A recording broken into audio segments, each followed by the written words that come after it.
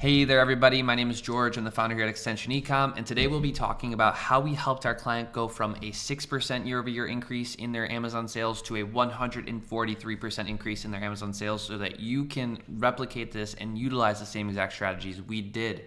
Total sales growth for them was $100,000. If you want to make $100,000 more bucks, stay tuned for the next 8 to 10 minutes.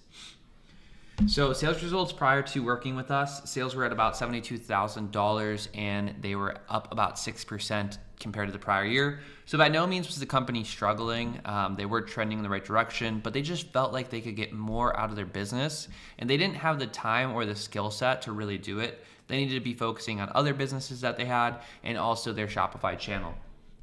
So we came in and in the next 5 months, generated $174,000 in sales. So a $100,000 increase when comparing the 5 months with us to the 5 months prior to us.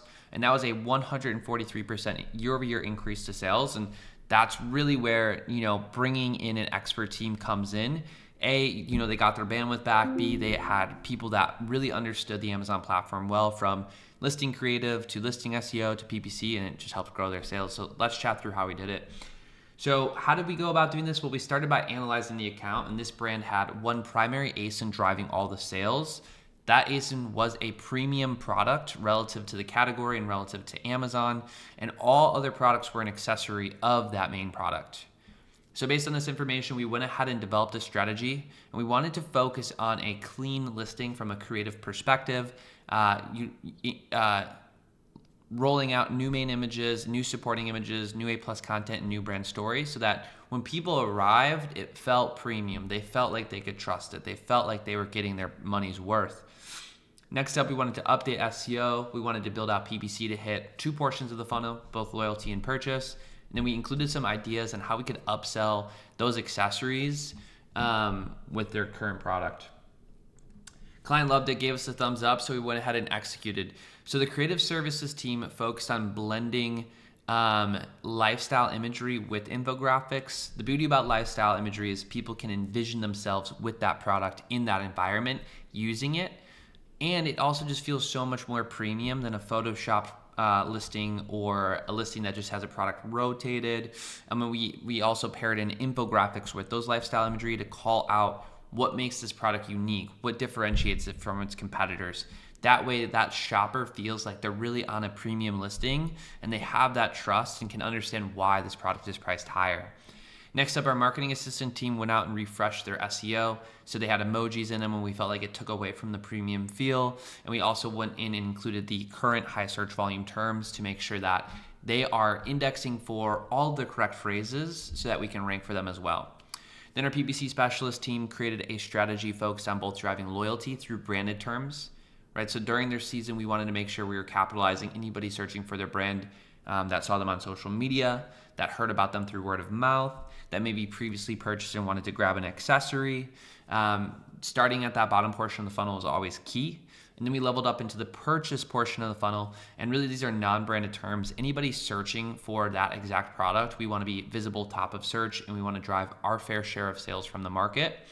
We also wanted to go after any competitor ASINs that we had a competitive advantage over, right? So our listing is better, our rating is stronger, we have more reviews, or maybe our price is a little bit more advantageous. And then finally, we wanted to upsell the accessories by targeting their product detail page. Once everything was launched, it really comes down to optimizations. So we were checking the newly launched PPC campaigns daily to ensure that they were delivering impressions and receiving clicks. And that's very key when you launch new campaigns. If those new campaigns aren't getting any data in, you can never optimize or grow sales. Next up is we would optimize the campaigns by making tweaks to those bids, to adding negations, to pausing terms, or expanding winning targets to other ad solutions.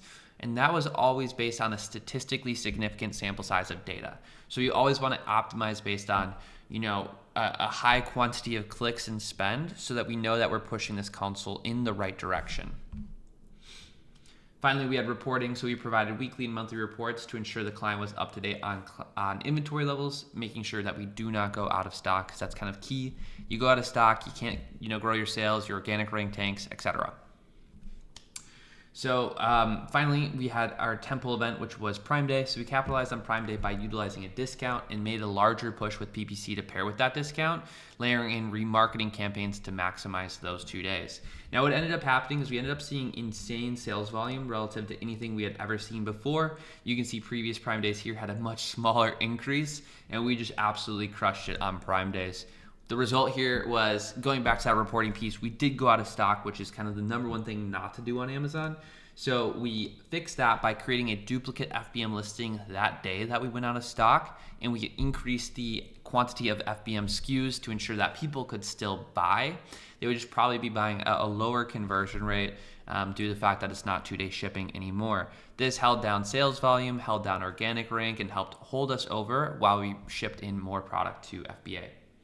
So the sales results, like I showed before, they went from that 72K up 6% to 174K up 143%. So what we do all day, every day, we only support businesses on Amazon. And if you want to see similar growth levels and similar results, feel free to click the link in the description, check us out on our website, and book a call through. We'd love to help you out. Thanks, and have a wonderful rest of your day.